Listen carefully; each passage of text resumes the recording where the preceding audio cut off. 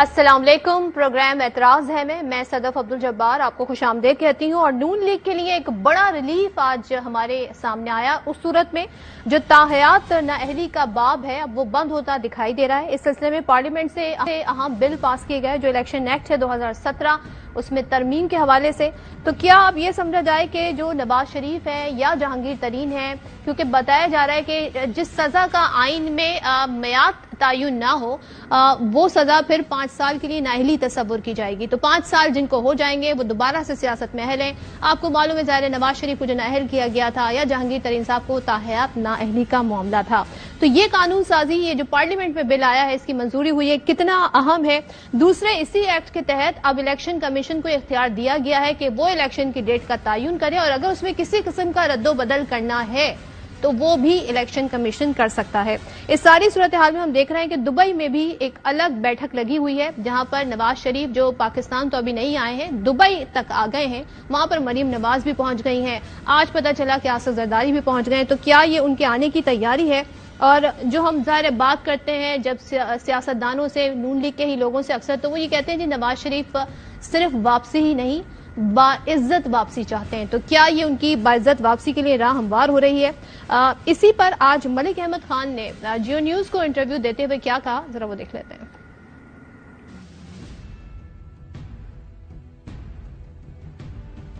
From day one یہ ایک زیادتی تھی اور ایک غلط اقدام تھا. سپریم کورٹ کی طرف سے ہم یہ کہتے رہے بار بار، اور بارہا آپ کے پروگرام سے یہ بات ہوئی کہ وہ ججمنٹ جس کی بنیاد پر ان کی نااہلی کی گئی اس کو ہم اصولی طور پہ ان دا فرسٹ پلیس ہی غلط سمجھتے ہیں. اور اگر ایک غلط کام ہوا تھا وہ درست ہوتا ہے تو چاہے وہ آئین اور قانون سازی کے ذریعے ہو، چاہے عدالت کے فیصلے کے ذریعے ہو، اس کو بارصورت ہونا چاہیے. چاہے آئین سازی کے ذریعے ہو یا عدالت کے فیصلے کے ذریعے اسے ہونا چاہیے. اب کیا آئینی قدغن کوئی ہے یا یہ بل پاس ہونا ہی کافی ہے؟ آئینی طور پر کیا نواز شریف کو عدالت کا سامنا کرنا پڑے گا؟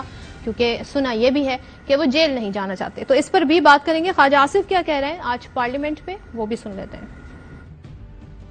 سیاستدانوں کے متعلق اب تمام تر میں سمجھتا ہوں اتنی بڑی بے انصافی ہوئی ہے صاحب کے تمام تر بصیت ایک پاکستانی نصیحت ایک شہری جو ہے رائٹس ریسٹور ہونے چاہیے. پاکستان کا 3 دفعہ وزیر اعظم رہا ہوا ہے اور انشاءاللہ تعالیٰ چوتھی دفعہ وزیر اعظم بنے گا. کہ رائٹ ریسٹور کرنا جو ہے اس لیے نہیں کہ وہ DMLN کا جو ہے وہ لیڈر ہیں، اس لیے کہ ان کا یہ بنیادی حق ہے. اب جہاں پر سیاسی طور پر ہم دیکھ رہے ہیں کہ معاملات اس طریقے سے ہمیں اب واضح ہوتے نظر آ رہے ہیں، معاشی طور پر یہ کریڈٹ لے رہی ہے حکومت کہ ہم نے جی جو معاشی طور پر ایک بحرانی کیفیت تھی اسے سٹیبل کر دیا ہے. بڑا دعویٰ ساکھ ڈار نے کیا، اور اب سب کو پتا ہے بجٹ میں IMF کی شرائط کو مانا گیا ہے. 215 ارب کے نئے ٹیکسز لگائے گئے ہیں جس سے سب کہہ رہے ہیں مہنگائی کا طوفان آئے گا. وہ بھی سن لیتے ہیں کہ خواجہ اسحاق ڈار صاحب کیا کہہ رہے ہیں. وزیر اعظم میاں شہباز شریف کی سیاسی بصیرت، قوت ارادی اور معاملہ فہمی کی بدولت آج ہم وطن عزیز کو معاشی استحکام یعنی اسٹیبلٹی دینے میں کافی حد تک کامیاب ہو چکے ہیں. جو گراوٹ تھی وہ رک چکی ہے اور ہم اسٹیبل ہو چکے ہیں. ہم نے اپنی سیاسی ساکھ داؤ پر لگا کر ملک کی معیشت کو گراوٹ سے استحکام کی راہ پر گامزن کر دیا. اب جمہوری نظام میں یہ ہوتا ہے کہ پارلیمنٹ ہوتی ہے، اس میں ٹریجری بینچز ہوتی ہیں، اپوزیشن ہوتی ہے. لیکن پاکستان کی اس پارلیمنٹ کے اندر اب پاکستان تحریک انصاف نے یہ آپشن خود ہی چوز کیا تھا کہ وہ اس پارلیمنٹ کا حصہ نہیں بنیں گے. اپوزیشن نہ ہونے کے برابر ہے. جو لوگ ہیں ان کو وہ ہمیں یہ کہتے دکھائی دیتے ہیں جی حکومت جو کام کر رہی ہے بہت اچھا کر رہی ہے. ایسے میں کوئی ایسی پارٹی ہمیں نظر نہیں آ رہی جو آ کر اس حکومت کی غلطیاں بتا سکے یا جو ایک پارلیمنٹ میں اپوزیشن کا رول ہوتا ہے وہ کر سکے. بہرحال شاہ محمود قریشی نے آج پریس کانفرنس کی، میڈیا ٹاک کی، انہوں نے تنقید کی. کیا تنقید کی وہ دیکھ لیتے ہیں. اسحاق ڈار صاحب نے جو بجٹ پیش کیا تھا ماہرین معاشیات اور اب IMF نے اسے مسترد کر دیا ہے. اسحاق ڈار صاحب کو مستعفی ہونا چاہیے کیونکہ IMF کا ان پر اعتماد نہیں ہے. پروگرام میں جو گیسٹ ہیں ان کا تعارف کرا دیتی ہوں. گوہر خان صاحب سینئر قانون دان ہمیں جوائن کر رہے ہیں، ہمارے ساتھ موجود ہوں گے. میجر ریٹائرڈ خرم روکڑی صاحب ترجمان استحکام پاکستان، ان سے پوچھیں گے ان کی پارٹی کیا سوچ رہی ہے، ساری صورتحال میں کہاں پر کھڑی ہے، کس سے اتحاد کرے گی، کیا ہوگا، کون سے نئے نام ہیں. عامر ضیاء صاحب سینئر تجزیہ کار ہمارے ساتھ ہیں. آغاز آپ دونوں کی اجازت سے عامر صاحب، روکڑی صاحب، میں گوہر خان سے کروں گی. ذرا سے ہم کچھ قانونی طور پہ سوالات ہیں وہ پوچھ لیتے ہیں. گوہر خان صاحب السلام علیکم. وعلیکم السلام. سر جو یہ بل آج پاس ہوا ہے جس میں بتایا جا رہا ہے کہ 5 سال ہے بس نااہلی کی مدت، آپ کے خیال میں اب نواز شریف یا جہانگیر ترین اب ان کی نااہلی ختم تصور کی جاتی ہے اس بل کے پاس ہونے کے بعد؟ دیکھیں مجھے ان دونوں کی کیسز میں تھوڑا سا فرق ہے، تو دونوں میں مجھے تھوڑا سا تضاد نظر آ رہا ہے. شاید اس میں ایک ایشو آ سکتا ہے جہانگیر ترین صاحب کو، اور نیاز صاحب کو 2 ایشو آ سکتے ہیں. پہلی بات تو یہ ہے کہ جو بھی آپ قانون پاس کرے اس قانون کے ساتھ ساتھ میکسیمم آپ یہ کر سکتے کہ اس کا اطلاق کر دے کہ اس قانون کا اطلاق اس دن سے ہوگا جس دن سے قانون رائج عمل ہوا ہو. تو یہ جو قانون آیا ہوا ہے ایکچولی نواز شریف کا کیس اس سے پہلے فیصلہ ہو چکا تھا، اور نواز شریف کی اس کا اطلاق ممکن نہیں ہے کیونکہ سپریم کورٹ نے اس کو ڈسکوالیفائی کر دیا تھا، اور اس کے بعد جو ڈیسیجن آیا تھا اس میں سپریم کورٹ نے یہ ہولڈ کر دیا تھا کہ جب تک آپ کے خلاف ایک ڈکلیریشن کورٹ کی موجود ہے تب تک آپ کا ڈسکوالیفیکیشن ہوگا. تو ایک تو یہ بھی ایک لیگل ایشو ہے کہ اگر یہ قانون اپلیکیبل ہوگا تو یہ آج کے بعد اپلیکیبل ہوگا یا اس تاریخ کے بعد اپلیکیبل ہوگا. اچھا، دوسرے سر یہ بتا دیں 62(1)F کیا کہتا ہے؟ کیا یہ ڈائریکٹ ٹکراؤ ہے 62(1)F سے، اور کیا آئین میں ترمیم کے بغیر اس طرح کا کوئی بل پاس ہو سکتا ہے؟ ہو سکتا ہے، لیکن نواز شریف کے کیس میں جو اس کو فیس کرے گا وہ کنوکٹ ہو چکا ہے، اور نیب کے قانون میں جو کنوکٹ ہو چکا ہو اس کی نیب کے قانون کے مطابق ڈسکوالیفیکیشن 10 سال کے لیے ہوتا ہے. تو اس لیے آئین میں بھی یہ پرووائڈڈ آرٹیکل 63(2) میں پی میں پرووائڈڈ ہے کہ جس قانون کے تحت آپ ڈسکوالیفائی ہوں تو پھر وہ کنٹینیو کرے گا. تو نواز شریف ایون اس کے اگر قانون میں تبدیلی کی گئی تو نواز شریف کا اس کا فائدہ نہیں ملے گا. البتہ جہانگیر ترین صاحب اپنا ٹرائی کر سکتے ہیں کیونکہ اس کے خلاف کوئی ججمنٹ نہیں ہے نیب کی کورٹ کا. اچھا، اور یہ وہی میرا سوال کہ کیا عدالت میں بہرحال پھر بھی جانا پڑے گا ریلیف لینے کے لیے، یا جو ملک احمد خان کہہ رہے ہیں کہ پارلیمنٹ سے معاملات طے پائیں یا عدالت سے، کیا یہ ایک ہی بات تصور کی جائے گی؟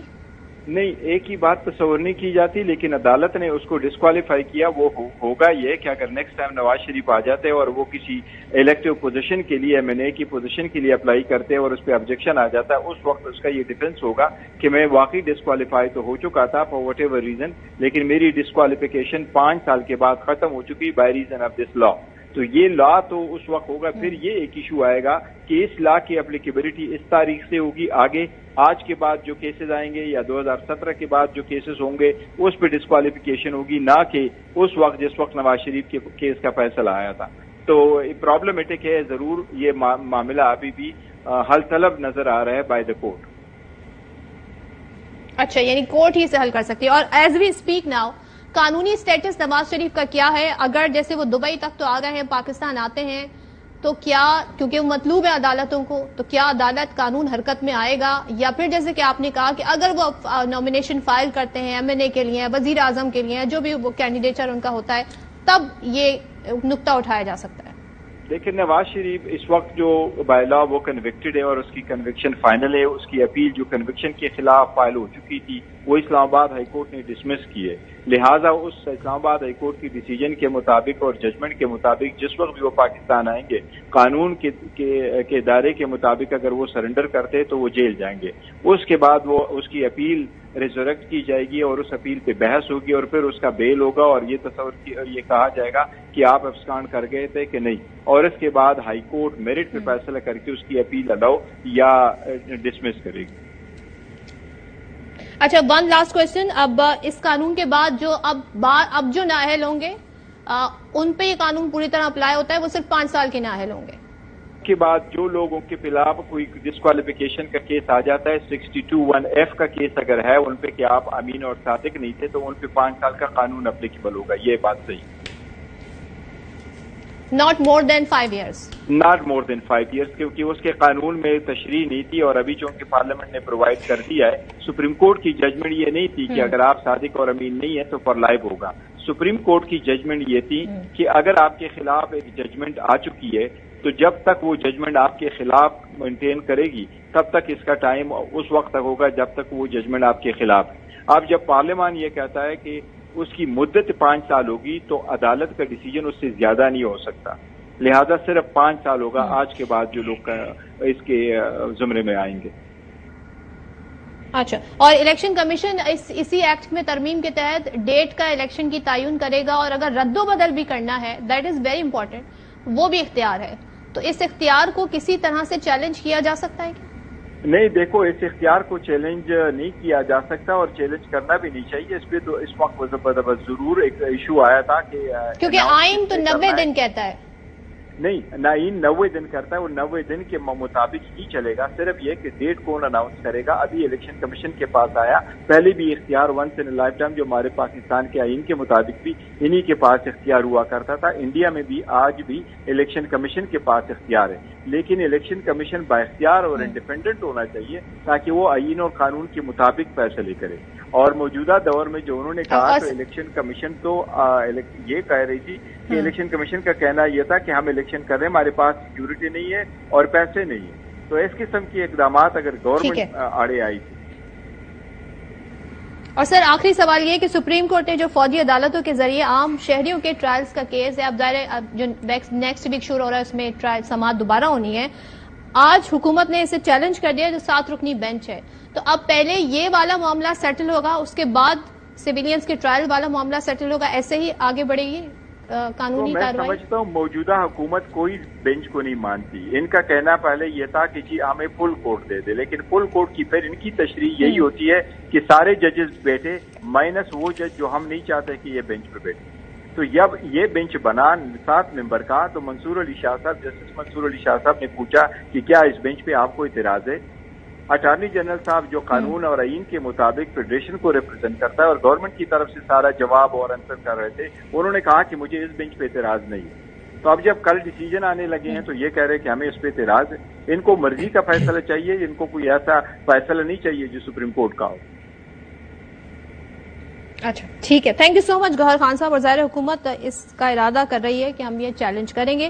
خرم روکڑی صاحب آپ کی طرف آتی ہوں. سر آپ کو مبارک دوں، کیا کہوں، ظاہر ہے آپ کی پارٹی کے سربراہ ہیں جہانگیر ترین صاحب، ان کے حوالے سے جو قانونی رائے بھی ہمارے سامنے آئی وہ یہ کہ ان کو وہ مشکلات نہیں ہیں جو نواز شریف کو ہیں.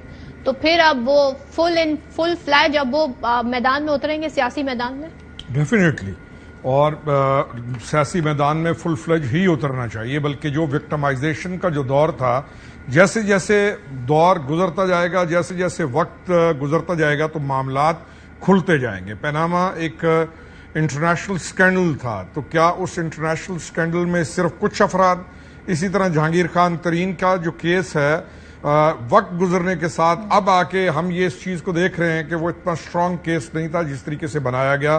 اور اس وقت کا جو جوڈیشل سسٹم تھا اور ان کی جو ورڈکٹس تھیں اور انہوں نے جو ججمنٹس دی تھیں، انفارچونیٹ سب سے جو پریشان کرنے والی بات ہے کہ ایک کیا اس لیول کی جوڈیشل سسٹم یا جوڈیشری کے اوپر کمرہ نمبر 1 یا تمام وہ بڑی عدالت کے اس کے جو فیصلے ہیں ایک ٹائم کے بعد اگر وہ کنٹروورشل ہو جائیں تو کیا پبلک آف پاکستان، جو عام پبلک ہے، عوام جو ہے، وہ کیسے محسوس کرے گی یا وہ کس طریقے سے ان فیصلوں کو دیکھے گی؟ کیا ان کے مورائل کے اوپر امپیکٹ پڑے گا کہ نہیں پڑے گا؟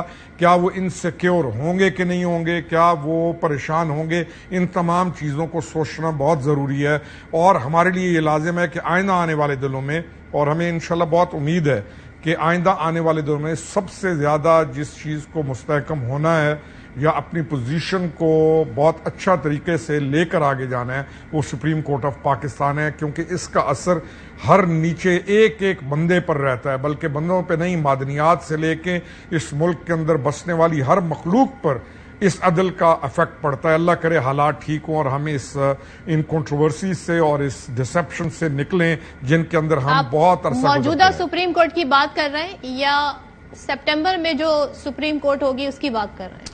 دیکھیں، میرا تو فائز عیسیٰ صاحب سے جس وقت یہ کیس لے کے گئے تھے اس وقت بھی میں ان لوگوں میں سے تھا کہ جس نے اس وقت بھی آواز بلند کی تھی کہ جسٹس فائز عیسیٰ کے خلاف یہ کیس نہ بنایا جائے. کیونکہ میں آج بھی سمجھتا ہوں کہ پاکستان کے سنہرے مستقبل کے لیے ہر بندہ ایک جیسا نہیں ہوتا، ہر بندے کی کوالٹی ایک جیسی نہیں ہوتی، ہر اینکر ایک جیسا نہیں ہوتا، ہر صحافی ایک جیسا نہیں ہوتا. تو اللہ تعالیٰ خیر کرے گا پاکستان کے لیے. جسٹس فائز عیسیٰ ایک بہت رحمت کے طور پہ اللہ کی مہربانی سے بہتر دور کا ایک آغاز ہوگا. تو پیچھے جو چیزیں ہوئی ہیں ان پریشانیوں کو دور ہونا ضروری بھی بہت ہے. جی صدر. اور خرم صاحب ذرا یہ بھی بتا دیں، آپ نے پیناما کا ذکر کیا، اسی طرح کی بات خواجہ آصف کر رہے ہیں کہ اتنے سارے لوگوں میں سے صرف نواز شریف تھا. مجھے یاد نہیں کہ جب آپ پی ٹی آئی میں تھے تب آپ نے اس طرح کی کوئی اظہار خیال کیا ہو یا اعتراض اٹھایا ہو، میڈیا پہ آ کے کوئی بات کی ہو یا کوئی اسٹیٹمنٹ ہوگا. اب آپ کی اوپینین چینج ہو گئی، تو کس بات نے آپ کی اوپینین کو چینج کیا؟ نہیں صدف، میرا آپ پورا کیریئر اٹھا لیں، میرے اوپینین ایسے چینج نہیں ہوتے، بلکہ میں نے بہت ساری چیزوں کے، چاہے جسٹس فائز عیسیٰ ہیں، چاہے دیگر ہیں، چاہے ہماری پارٹی میں سے شیخ رشید کا بلاول کے اوپر بولنا، چاہے مریم نواز شریف کی تصدیق کرنا، چاہے یہ تمام چیزیں میں ہمیشہ بولتا رہا ہوں، اور انہی بولنے کی وجہ سے اور چیزوں کو کلیئر کرنے کی وجہ سے میرا پورا ماضی دیکھ لیں تو آپ کا پھر یہ الفاظ ایسے نہیں رہیں گے. ہاں یہ ضرور ہے کہ میں یہ سمجھا تھا کہ سپریم کورٹ آف پاکستان اتنا بڑا ڈیسیجن دے رہی ہے پیناما پہ تو واقعی کچھ ہوگا، اور میں بھی ایموشنلی موٹیویٹڈ تھا کہ اچھا ہوا کہ یہ چیزیں ہوئیں. اور میں شاید ان بندوں میں سے تھا کہ جب عمران خان نے انسانی ہمدردی کی بنیاد پر کہا کہ جی ہم ان کو بھیج رہے ہیں دوسرے ملک میں، تو میں کھڑا ہو گیا تھا. میں نے کہا کس بات کی انسانی ہمدردی؟ کل تک تم کیا کہتے رہے، آج تمہاری انسانی ہمدردی آ گئی ہے، تو یہ چیزیں ہمیں کلیئر کرو کہ تمہارا اصل موقف کیا ہے. تو میں اس معاملے میں اپنی گارنٹی دے سکتا ہوں کہ میں چیز کو غلط اور صحیح کو صحیح کہتا رہا. اور ہاں جہاں پہ میں نے غلط کیا تو میں غلطی ماننے کا بھی عادی ہوں صدف، میں مانتا ہوں کہ میں نے فلانی جگہ پہ غلطی کی. میں بالکل ان میں سے نہیں ہوں، نہ میں آج اس پارٹی کے اندر آ رہا ہوں، اور میرا موقف بہت عرصہ پہلے سے موجود ہے کہ میں غلط چیز کے سامنے سٹینڈ لیتا رہا ہوں. جی صدر. ٹھیک ہے، عامر ضیاء صاحب کی طرف بڑھتی ہوں. عامر ضیاء صاحب، آپ اس جو ساری قانون سازی ہوئی ہے، اب ظاہر صدر صاحب تو حج پر ہیں، اب اس وقت چیئرمین سینٹ قائم مقام صدر ہیں، تو این ممکن ہے یہ وہاں سے بھی یہ ساری چیزیں کلیئر ہو جائیں گی، تو اس کو پھر اب قانونی سمجھا جائے تو غلط نہ ہوگا. آپ کیا سمجھتے ہیں اب اس سے نئی اننگ شروع ہو رہی ہے جہانگیر ترین صاحب کی اور نواز شریف صاحب کی بھی؟ نئی اننگ شروع ہونے سے پہلے تو میں یہ عرض کرنا چاہوں گا کہ یہ قانون سازی جس طرح سے 14 ماہ میں دیگر قانون سازی ہوئی ہے، یہ بدنیتی پہ مبنی ہے. اس قانون سازی کا عوام سے، جمہور سے، آئین سے کوئی تعلق ہی نہیں ہے. یہ کہتے ہیں پرسن اسپیسیفک، کچھ لوگوں کو فائدہ پہنچانے کے لیے ہوئی ہے.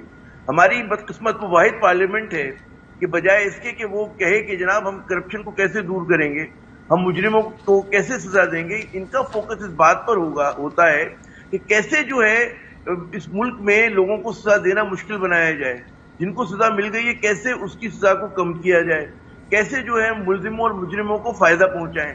تو عجیب و غریب پارلیمنٹ ہے ہماری. اس نے، آپ نے مجھے بتائی 14 ماہ میں کوئی ایسی قانون سازی کی کہ جس سے پاکستان کا جو ہے، ہم پاکستانیوں کا سر جو ہے فخر سے بلند ہو رہا ہو. ہم کہہ رہے ہوں جی کیا اچھی قانون سازی کی کہ کسانوں کو فائدہ ہو رہا ہے، مزدوروں کا ہو رہا ہے، طالب علموں کا ہو رہا ہے، عام پاکستانی کو ہو رہا ہے. نہیں، یہ قانون سازی کرتے ہیں کچھ لوگوں کے لیے، خاندانوں کے لیے.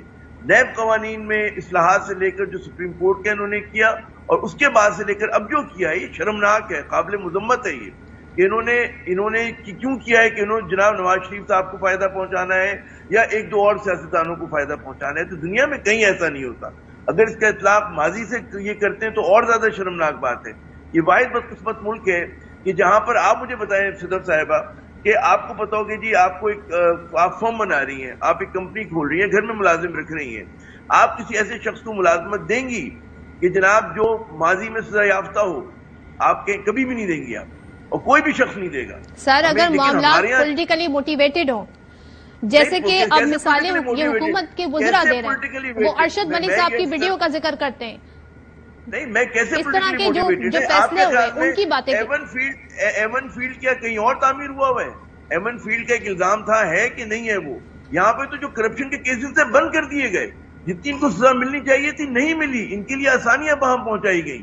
تو یہ ایک میں سمجھتا ہوں کہ پورا کا پورا جو ہمارا قانون ہے بڑے لوگوں کو فیور کرتا ہے. یا بڑا وکیل کر لیں تو کنوکٹ ہونے کے بعد بھی عامر صاحب ساری بحث یہ ہوئی نا کہ اقامہ پہ دی گئی سزا، جو حوالے آپ دے رہے ہیں وہ معاملے تو ٹیک اپ ہی نہیں ہوئے اس طریقے سے. میں یہی تو عرض کر رہا ہوں، لیکن کہ اقامہ کے اوپر بھی اگر سزا دی تو وہ سزا نہیں ہے کیا؟ اگر سپریم کورٹ آبزرویشن میں سیسلین مافیا کہہ رہی تو کہہ رہی ہے نا، یہ تھوڑی ہوگا تو ہو گئے نا 5 سال. اگر جج بدل گیا، یہ 5 سال کیوں ہوگا؟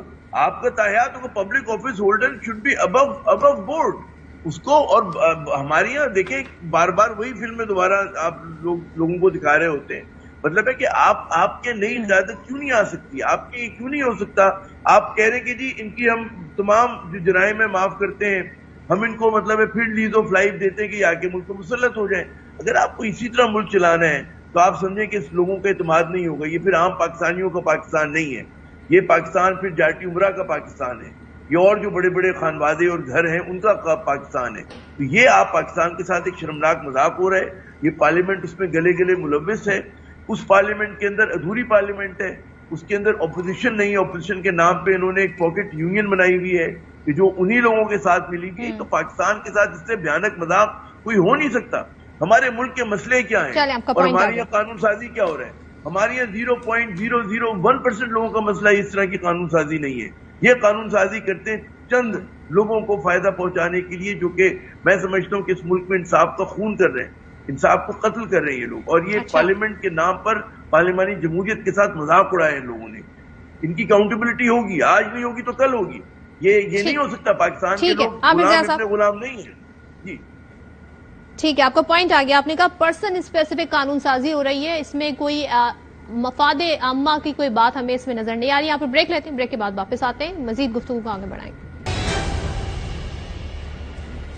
Welcome back once again. Khurram Rokhri sahab, ذرا آپ اس بات پہ اظہار خیال کر دیے گا جو عامر ضیاء صاحب نے نقطہ اٹھایا کہ یہ جو قانون سازی ہو رہی ہے یہ پرسن اسپیسیفک ہے, اس میں عوام کا کوئی فائدہ نہیں. دوسرا میرا سوال یہ ہے کہ میں نے آپ کے متعدد انٹرویوز دیکھے ہیں جس میں آپ نے کہا کہ اداروں کے اوپر کسی بھی قسم کا حملہ نہیں ہونا چاہیے, چاہے وہ وربلی ہو, ظاہر ہے, اور جو 9 میں ہوا تو بہت ہی غلط ہوا, نہیں ہونا چاہیے, کبھی ایسا ہم نے دیکھا بھی نہیں. دوسرے ظاہر ہے ادارے کی جب ہم بات کرتے ہیں تو اس میں عدلیہ بھی ایک ادارہ ہے, اور نون لیگ جس طریقے سے اٹیک کرتی رہی اپنے 1 سال کے دوران عدالت پر, آپ سمجھتے ہیں کہ کیا کسی بھی طریقے سے وہ ٹھیک ہے؟ اور پوسٹ 9 میں جو داغ پی ٹی آئی پہ لگ گیا ہے وہ سارے داغ دھو دے گا نون لیگ کے جو وہ اداروں پہ حملے کرتے رہے, چاہے وہ یہ ادارہ ہو یا دوسرا ادارہ ہو؟ دیکھیں, عامر ضیاء صاحب نے جو چیز کہی نا اس کے 3-4 پوائنٹ ہیں. انہوں نے کہا کہ ادھوری پارلیمان ہے, تو ادھوری پارلیمان میں قصور کس کا ہے؟ کس نے کہا تھا کہ محترم استعفیٰ دے کے اپنے تمام لوگوں کو وہاں سے ایک ریوڑ کی طرح ہانک کر باہر لے جائیں؟ کیا کسی پولیٹیکل پارٹی نے کہا تھا؟ کسی اہم جگہ پہ کسی شخص نے کہا تھا؟ کس نے کہا تھا؟ اب جو لوگ نہیں گئے, جنہوں نے اس وقت اس ڈسپشن کے بیانیوں کو نہیں مانا اور جو پارلیمان کے اندر بیٹھے رہے, وہی پارلیمان ہے. اس کا مجرم کون ہے؟ جس نے اس پارلیمان کو نہ مانتے ہوئے اپنے تمام لوگوں کو وہاں سے ریزائن کرا کر لے گئے. ہی از ٹو بی آن کوشچن, اور اس سے پوچھنا چاہیے اور اس کو آبجیکشن اس کے اوپر کرنا چاہیے, نہ کہ پارلیمان کے اوپر. پارلیمان مکمل ہے. دوسری چیز, پچھلے اس سال میں آپ دیکھیں گے کہ پارلیمان کے اندر قانون سازی ہو رہی ہے. اس سے پیچھے کی تاریخ اٹھائیے پاکستان کی, اپنے ہوش میں بھی, اور عامر بھائی بھی دیکھیں کہ ان کی بھی زندگی کے اندر کیا کچھ ہوا. 4 سال کی پوری جو تاریخ ہے پچھلی گورنمنٹ کی, کوئی بتا دے کہ کسی نے وہاں پر بیٹھ کر لائی ہوں ایسی چیزیں جن میں فکر اور فہم کے ساتھ, ادراک کے ساتھ, تدبر کے ساتھ بہت پریشانی کا اظہار کیا گیا اور قانون بنائے گئے ہوں.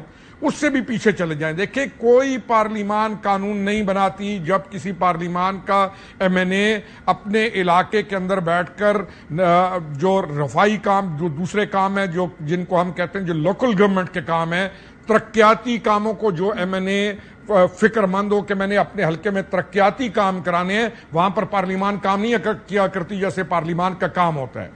ہماری جو اصلاحات ہونی ہے جوڈیشل سسٹم سے لے کے باقی تمام اداروں کے اندر بھی, پوائنٹ جو دینے کا ہے, جو عامر بھائی کے لیے بھی لازم ہے کہ آئندہ اس کو فوکس کریں تاکہ اس کا فائدہ ہو پبلک کو بھی اور لوگوں کو بھی, کہ آپ پارلیمان کو پارلیمان بنائیں اور لوکل گورنمنٹ سسٹم کو نافذ کریں. جب تک لوکل گورنمنٹ سسٹم اپنے مقام پر نہیں ہوگا, کوئی پارلیمانی نظام درست طریقے سے کبھی بھی کوئی کام نہیں کر سکتا. تو آپ اتفاق کرتے ہیں کہ پرسن اسپیسیفک قانون ہے؟ ہاں جی, دوبارہ پوچھئے. آپ اتفاق کرتے ہیں پھر عامر صاحب کی اس بات سے کہ یہ پرسن اسپیسیفک ہے؟ جزوی اتفاق کرتا ہوں. کہتا ہوں کہ 1.25 سال سے پہلی دفعہ پارلیمان کو فکر ہوئی ہے کہ وہ قانون بنانا شروع کیا انہوں نے. اس سے پہلے تو قانون بنانے کی طرف جاتا ہی کوئی نہیں تھا. اپنی مرضی کے کچھ قوانین کے اوپر بنا کر پارلیمان گھر آرام سے بیٹھ جاتی تھی. میں تو یہاں تک بھی کہتا رہا ہوں کہ دیکھیں آپ کا جو منسٹر فار اسٹیٹ ہے یا جو گورنمنٹ کا مین منسٹر ہے وہ 5 سال اپنے منسٹر آفس کے اندر بیٹھ کر اپنے حلقے کے بارے میں پریشان ہوتا ہے. جو اس کی اپنی منسٹری ہے اس کے بارے میں ورڈ نہیں ہوتا, کیونکہ ہر ممبر اسمبلی کو یہ پتا ہے کہ میں نے واپس جا کر ایک ٹکٹ لے کر الیکٹ ہو کر دوبارہ واپس آنا ہے, اور وہ ترقیاتی کاموں کی طرف توجہ دیتا ہے. حلقے کی اس کی سوچ ہی محدود ہو گئی ہے حلقے کے اوپر. اس کے لیے ضروری ہے کہ آپ کا لوکل گورنمنٹ سسٹم آئے, اصلاحات ہوں. دوسرا پوائنٹ آپ نے کہا تھا کہ 9 مئی کو کیا عدلیہ کے اوپر حملوں کے ساتھ تصور کیا جائے گا؟ بالکل نہیں. آپ زبان کے ساتھ کسی بھی چیز کو درست آبجیکشن میں لا سکتے ہیں, آپ اپنے فعل کے ساتھ. میں آپ کے اسٹوڈیو میں آیا ہوں, میں آپ سے ناراضگی کا اظہار ایک درست اسلوب کے ساتھ تو کر سکتا ہوں کہ صدف آپ کا یہ کیمرہ ٹھیک نہیں تھا, بیٹھنے کی کرسی ٹھیک نہیں تھی, بٹھایا کریں تو کچھ چائے پوچھ لیا کریں. آپ لوگوں نے پوچھی ہے چائے, میں یہ نہیں کہہ رہا ہوں کہ نہیں پوچھی, پوچھ لیا کریں, ٹھیک ہے. لیکن میں کیونکہ ہاسپٹلٹی میں دیور گڈ, لیکن میں یہ نہیں کر سکتا ہوں کہ میں یہاں آ کے آپ کے کیمرہ کے اوپر, آپ کے ٹی وی کے اوپر آ کے توڑ پھوڑ شروع کر دوں. یہ جرم میرے آبجیکشن سے بہت بڑھ کر ہے. 9 مئی کو پچھلی کسی چیز سے ریلیٹ کرنا وہ درست نہیں رہے گا. عدلیہ کے اوپر جب میں آؤں, اگر میں لیکن جو عدالت کے باہر جو مجمع لگا, جو پھلانگی گئی, عدالت کے دروازے پھلانگے گئے, ابھی کی بات ہے, میں پرانی 97 کی بات نہیں کر رہی, اس کو آپ کس پر رائے ملے؟ اس کی بھی مذمت کی. اور یہ کچھ دن پہلے عدالت کے اوپر جو پورے ایک بریگیڈ لوگوں کا لے کے جا کر زمان پارک سے جا کر انٹری ڈالی گئی عدالت کے اندر, جوڈیشل کمپلیکس کے اندر, اور ایک ہیرسمنٹ کی گئی, میں اس کے بھی خلاف ہوں. کوئی پولیٹیکل لیڈر کس لیے 200 400 600 کے جتھے لے کر عدالت میں آئے, کیوں آئے؟ یعنی یہ تمام چیزیں سب کے لیے ایکول ہیں. عدالت کو جتنا پریشرائز کیا لوگوں کے زور کے اوپر, وہ تو اسپیشلی جو حکومت ہے تحریک انصاف والوں انہوں نے کیا, اور نوجوان بچوں کو استعمال کیا, ان کو لا کر عدلیہ کے اوپر ایک پریشر ڈالے گئے. اور یہ ایک غلط ٹرینڈ ہے جس کا خاتمہ لازم ہے, اور اس کو ختم کس سے کرنا تھا؟ خاتمہ اسی عدلیہ کا کام تھا. اس جوڈیشل کمپلیکس کے اوپر جو کچھ ہوا, جو بہت بڑا جتھا آیا تھا اور جنہوں نے وہاں پر تمام کام کیے, اس کے اوپر اعلیٰ عدالت کا کام تھا کہ وہ سوموٹو لیتے. اس وقت سوموٹو کی اجازت بھی تھی. اس وقت جو قاضی فائز صاحب نے کل آبجیکشن کیا, اس آبجیکشن کو اہم ترین سمجھتے ہوئے پارلیمان کی جو قانون سازی ہے, جو اعلیٰ قانون سازی کی ہے, عامر بھائی کو اس کو اپریشیٹ بھی کرنا چاہیے کہ جہاں پر اچھے کام ہوئے, اعلیٰ قانون سازی کو بھی اس کو اپریشیٹ کرنا چاہیے. آخری پوائنٹ, کیا یہ دونوں آدمی کسی پولیٹیکل پارٹی کے بڑے لیڈرز نہیں ہیں؟ یہ کہاں جائیں؟ یعنی یہ ان کے اوپر کس جگہ پر سے, کہاں پر سے ان کو ایک آپ کارنر کر دیتے, کوئی بھی ایک, چاہے وہ عدلیہ کارنر کرے, اور ایک طرف ان کو کارنر کر کے آپ زندگی سے بھی محروم کرنے کی بات کریں, اور دوسری طرف ایک شخص کو آپ اس مقام دے دیں کہ وہ صادق اور امین ہے, کہ جو سوائے, میں آج کنونسڈ ہوں کہ وہ, اور پہلے بھی تھا کہ وہ سوائے محمد رسول اللہ صلی اللہ علیہ وسلم کے آپ وہ مقام مکمل طور پر پرماننٹ آپ وہ مقام کسی کو نہیں دے سکتے. جزوی کوئی بھی کسی وقت تک صادق بھی ہو سکتا ہے, جزوی کوئی بھی امین بھی ہو سکتا ہے. آج عدالت مان رہی ہے, آج جب یہ سارا پریشر بڑھا تو عدالت نے کہا جی ہم نے کہا تھا جزوی صادق و امین ہے. نہیں, آپ نے یہ نہیں کہا تھا. ہم نے جو سنا تھا میڈیا پر اور آپ تمام کے توسط وہ یہ تھا کہ یہ صادق و امین ہے, اور وہ جو ہے وہ ان کو پتھروں کے ساتھ رجم کر دو. تو یہ کس نے کیا اور کیوں کیا؟ کیا ان لوگوں کا کیس پارلیمان میں نہیں جانا چاہیے؟ آخری پوائنٹ, پارلیمان اور عدلیہ ان دونوں کے مابین ہمیں بھی اس چیز کو سمجھنے کی ضرورت ہے. اور اچھا ہے کہ آج ہم یہ سمجھ رہے ہیں کہ قانون بنانا پارلیمان کا کام ہے, قانون کی تشریح کرنا عدلیہ کا کام ہے. تو قانون بنانے والوں کو اپریشیٹ کریے, وہ قانون بنائیں, ساتھ ہم یہ کوشش کریں کہ وہ قانون ہی بنائیں جو گلی نالیاں یا لوکل جو ہمارے علاقوں کے حلقوں کے کاموں سے ان کو نکال کر ہم اس ملک کو پیٹرن پر لے کر آئیں, اور ایک لوکل گورنمنٹ سسٹم کو ہم اپنے پاس اسٹیبلش کریں. جی ٹھیک ہے. عامر ضیاء صاحب, جہاں پہ بات ہو رہی ہے, جو پوائنٹ آؤٹ کیا یہاں پہ, اس پہ بھی آپ رسپونڈ کیجئے گا روکھڑی صاحب نے. دوسرے یہ کہ اب سوال تو عام آدمی کے ذہن میں یہ اٹھے گا نا کہ کیا یہ سسٹم کی کریڈیبلٹی کیا ہے؟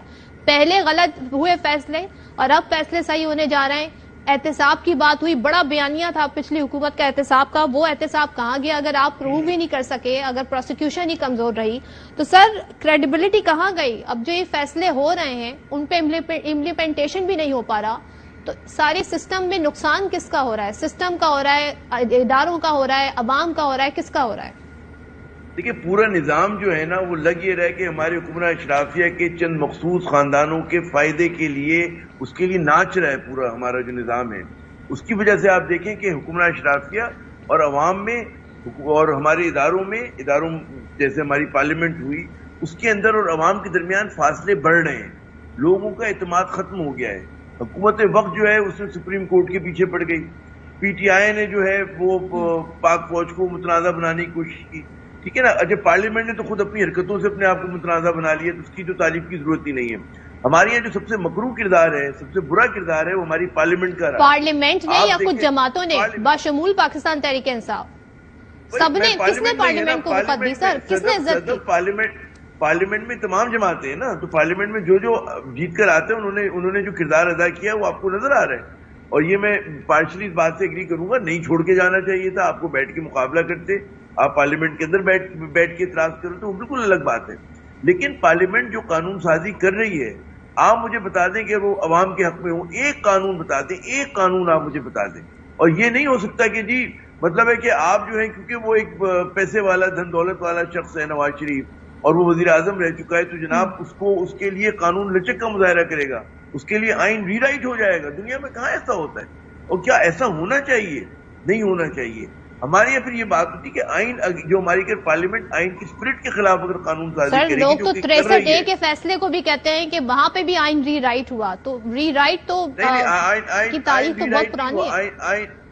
आइन को अगर आइन को इस तरह से आप रीराइट करते हैं कि उसकी स्पिरिट के खिलाफ चले जाते हैं, तो इस वक्त जो पार्लियामेंट जो कानून साजी करी वो आइन की स्पिरिट के खिलाफ करी, और अदालत को, सुप्रीम कोर्ट को हक हासिल है कि जहां पर वो आइन की स्पिरिट के खिलाफ जाए वो फिर लोगों को प्रोटेक्ट करे, अवाम को प्रोटेक्ट करे। कल को हमारी तो जिस तरह की पॉलिटिकल जमातें हैं, सियासी जमातें हैं, ये तो आगे कहेंगे जी हमने फला शख्स को, इस मुल्क को राजवाड़ा हमने डिक्लेयर किया, और फला शख्स को हमने ताहयात, जिस अपनी पार्टी में हमने ताहयात चेयरमैन बनाया, ताहयात सदर बनाया, ताहयात कायद बनाया, तो हमने ताहयात वजीर आजम बना दिया। तो आप तो नहीं मानेंगे ना उस कानून को।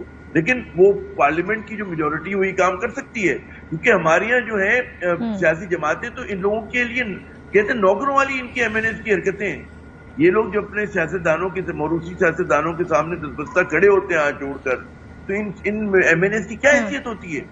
ये लोग तो मतलब है सामने बैठ नहीं सकते बगैर इजाजत के, वो जाके अपनी आजाद राय दें। तो हमारा बड़ा फ्लॉड निजाम है, उसमें हम लोग यरगमाल बन चुके हैं चंद खानदानों के नेशनल लेवल पर, और कॉन्स्टिट्यूंसी लेवल पे भी हम लोग जो है यरगमाल बने हुए हैं बड़े खानदानों के। हम जब तक इसको आजाद नहीं कराएंगे और हम जैसे लोग जब तक इस पे शोर नहीं मचाएंगे, हमें पता है कि बेकार सी बात है, कोई सुनेगा नहीं, पार्लियामेंट ने जो करना है कर देंगे और जो कुछ होना है होगा। इसका बेस्ट तरीका ये है कि हर पार्टी पहले अपनी पार्टी के अंदर इलेक्शन कराए जमहूरी तौर पे, और हर बार पार्टी में जी यहाँ तो शहबाज शरीफ साहब कहते हैं जो समदी साहब को, डार साहब के खिलाफ कोई बात करेगा उसकी पार्टी में जगह नहीं है। उसके बाद मिफ्ता इस्माइल बेचारे जो है वो इस्तीफा दे देते हैं अपने उससे ओहदों से। तो हमारे यहाँ तो ये आलम है, कहते हैं सिंबॉलिक तरीके से भी शहबाज शरीफ के सामने कोई इलेक्शन लड़ने के लिए खड़ा नहीं होता, और वो कहते हैं जी मैंने गद्दी गर्म रखी हुई है कि जब नवाज शरीफ आएंगे मैं उनके हवाले कर दूंगा। सियासी जमातें इस तरह होती है। 1865 में बनी थी कांग्रेस, उस वक्त से लेकर अब तक 60 से ज्यादा सदर आ चुके हैं। ऑल इंडिया मुस्लिम लीग कायद आजम को कहा कि आप बन जाए इसके ताहयात सदर, उन्होंने मना किया। It is against democracy. हर साल उसमें मुस्लिम लीग में इलेक्शन होते थे और नया सदर आया करता था। ये जो हमारी, मैं कहूंगा कि जो सियासी जमातें, नून लीग हो गई और दीगर जमातें, ये तो मौरूसी सियासत के अमीन है, इनका जमहूरियत से कोई ताल्लुक ही नहीं है। आप कहते रहे कि जी ये लोग जमहूरियत का फायदा करेंगे, मुल्क में जमहूरियत मजबूत करेंगे, नहीं कर सकते, बिल्कुल नहीं कर सकते। अच्छा ठीक है, रोकड़ी साहब आखिरी कमेंट कर दीजिएगा। सर आपकी पार्टी कहाँ खड़ी है? कल फैसल करीम कुंडी साहब से हम पूछ रहे थे कि क्या पंजाब में किसी भी तरह से आप इस्तेकाम पार्टी के साथ किसी किस्म का इत्तेहाद करेंगे? उन्होंने कहा अभी तो बहुत दूर है, अभी तो देखना है कि इनकी पार्टी की पोजीशन क्या है, अभी तो हमें यह भी नहीं पता किसके पास क्या ओहदे हैं, मंशूर क्या है, नजरिया क्या है। फिरौन चौधरी के हवाले से भी जिक्र आया कि उनके पास ओहदे हैं हुकूमती, पहले तो वो छुड़वाए जाएं, जिसपे फिरदौस आशिक अवान साहबा ने कहा कि उनको हमने इस हवाले से नोटिस भेज दिया है। तो सर ये تضاد. اور پھر یہ بھی کہا کنڈی صاحب نے کہ آپ کی پارٹی میں بہت سارے ایسے لوگ ہیں کہ اگر ہم اتحاد بھی کر لیں انتخابی تو وہ ہمیں ناقابل قبول ہیں. سر ایسے لوگ آپ نے بٹھائے ہوئے پارٹی کو وجود میں آئے ہوئے ابھی کچھ دن ہوئے ہیں، لیکن اس وجود کے پیچھے تھوڑا سا چلے جائیں گے تو ہم کوئی ایسے لوگ نہیں ہیں کہ جو کہیں آل آف اے سڈن آیا کہ ہم نے کوئی نیا کام شروع کر دیا. ہم ایک پارٹی کے اندر موجود تھے، اس پارٹی کے ساتھ ہم نے ایک وقت گزارا، اور اس پارٹی کا جب برنک یا کرٹیکل تھریش ہولڈ اس وقت اس پوائنٹ کے بعد بہت ساری دنیا ہمارے ساتھ جوائن کیا، اور ہم ابھی بھی اسی نظریے کو لے کر چلیں گے جو ہمارا پہلے نظریہ تھا. منشور ہمارا ابھی بھی وہی ہوگا کہ ہم جس مقصد کے لیے جس کے لیے ہم نے سیاست شروع کی، ڈیریل کر دیا اس مقصد کو، ہمارے اس منشور کو کسی اور ڈائریکشن کے اندر لے جا کے ہمارے تمام ان بھائیوں کو جو ہمارے ساتھ چلے تھے فار بیٹرمنٹ آف پاکستان، ان کو کسی اور کھڈے میں گرا دیا گیا، غلط کیا گیا، اور اس پارٹی لیڈرشپ نے جو نقصان کیا ہم نے اس کو ریکور کرنا ہے. میں ایک اور پوائنٹ لازمی دینا چاہوں گا عامر ضیاء صاحب سر کوئکلی کہ دیکھیں ہمارے پاس پارٹیز مضبوط نہیں ہیں. عامر بھائی کو بھی یہ سوچنا چاہیے، ہمیں بھی. ہمارے پاس پرسنالٹیز مضبوط ہیں، ہمارے پاس پارٹیز مضبوط نہیں ہیں. پارٹیز مضبوط نہیں ہو سکتی جب تک لوکل گورنمنٹ سسٹم نہیں آتا، اور جب تک پارٹی مضبوط نہیں ہوتی وہ کبھی بھی. جی ٹھیک ہے، بہت شکریہ. روکڑی صاحب ہمارے ساتھ موجود تھے، عامر ضیاء صاحب ہمارے ساتھ موجود تھے. آپ دونوں کا بہت شکریہ. اور اس وقت ہمارے ساتھ موجود ہیں میئر کراچی مرتضی بہار صاحب، اور پاکستان پیپلز پارٹی پہلی بار اپنا میئر لے کر آئی ہے. تو جاننا چاہیں گے ہم مرتضی بہار صاحب سے کہ اب کیا ایسی تبدیلیاں آئیں گی. خاص طور پہ کہا جاتا ہے کہ جی اگر کوئی تبدیلی آنی ہے، عوام کی زندگی میں ریلیف آنا ہے، تو وہ لوکل حکومتیں ہی لا سکتی ہیں. وہ کوئی منسٹر، کوئی MNA نہیں لا سکتا، کیونکہ ان کا کام قانون سازی ہوتا ہے. عوام کے کاموں کا اور دکھوں کا مداوع کرنا جی وہ بلدیاتی حکومت کے پاس ہوتا ہے. بہت شکریہ مرتضی بہار صاحب. سر پہلے تو یہ بتائیے کہ اب ہم نے دیکھا ہے آتے ہی آپ ان ایکشن ہیں، سو کیا چیلنجز ہیں آپ کے خیال میں جو اس وقت آپ نے فیس کرنے بطور میئر کراچی؟ جی بہت شکریہ. سب سے بڑا چیلنج میں سمجھتا ہوں منفی سوچ ہے جو رکاوٹیں کریٹ کرتی ہے. وہ سوچ جو کہ بتاتی ہے کہ کام اچھا نہیں ہو سکتا، کام نہیں ہو سکتا. میں سمجھتا ہوں سب سے بڑے رکاوٹ یہ، اور اس سوچ کو عبور کرنا ہے. جو منفی سیاست کرتے ہیں ان کو قائل کرنا ہے کہ ہم سب کے بہترین مفاد میں ہے کہ ہم لوگوں کی خدمت کریں، لوگوں کے مسائل کو حل کریں. میں سمجھتا ہوں اگر وہ منفی سوچ کو ہم ختم کرنے میں کامیاب ہو جائیں، ایشوز آٹومیٹکلی ریزولوشن کی طرف جانا شروع ہو جائیں گے. اور یہ اس لیے بہت ضروری ہے بیکاز کراچی ایک ایسا منفرد شہر ہے جہاں پر ہر سیاسی جماعت کی اپنی ایگزسٹنس ہے. ہر سیاسی جماعت کے پاس کوئی نہ کوئی مینڈیٹ ہے، کوئی نہ کوئی الیکٹورل ریپرزنٹیشن ہے. اور حالیہ بلدیاتی انتخابات میں بھی جہاں KMC کی کمان پاکستان پیپلز پارٹی کے پاس آئی ہے، اس کے علاوہ 25 ٹاؤن جو کراچی کے ہیں اس میں 13 ٹاؤن پیپلز پارٹی کے پاس ہیں، 9 ٹاؤن جماعت اسلامی کے پاس ہیں، اور جو ہے پاکستان تحریک انصاف کے پاس ہیں.